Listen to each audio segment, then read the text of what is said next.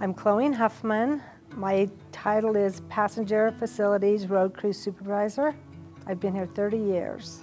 I think the thing I enjoy most about UTA is the people I've met along my journey, from meeting people from different divisions, different departments, even the passengers that I've met along the way.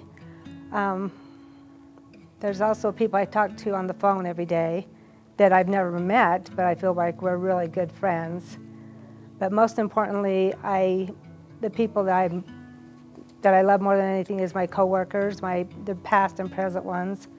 They make it fun to be here. I think the most proud of is just from where I started to where I am now. I started out in, we always say, I started in '92, but then you do the probation thing for 3 months. And so I got hired on in '93. But we always have to throw that '92 because that was the hardest we worked. We rode every bus in the system. I started out as bus info. And another funny thing when I started is I didn't know north, south, east, or west.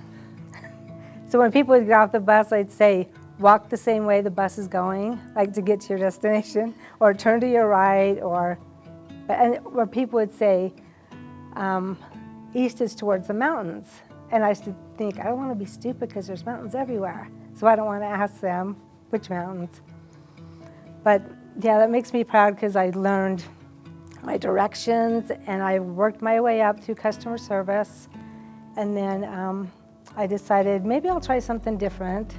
I was an office specialist later on in customer service, and I moved to facilities as the office specialist. So from working with all women to working with all men, and that is a big difference, I'll tell you. And then when I was in facilities, there was an opening for a supervisor, and I thought, gosh, maybe I can do that someday. And so that was my proudest thing in my career, is to move up as a supervisor and to take that big step. And I used to always tell my husband, I want to be important. And so when something bad happens, he always says, see where important gets you? But I'm really happy to be a facility supervisor. I think the advice I'd give the younger me would be just enjoy every moment. That life goes by way too fast. And just enjoy your journey along the way. Trying to figure it out, but it just made me do hard things that I never thought I could do. And when you have to talk to somebody that you really don't want to have that conversation, and you just have to do it. And it always works out because we're both human, and we just talk about it and always work things out. I would say just believe in yourself and strive to do whatever you want to do.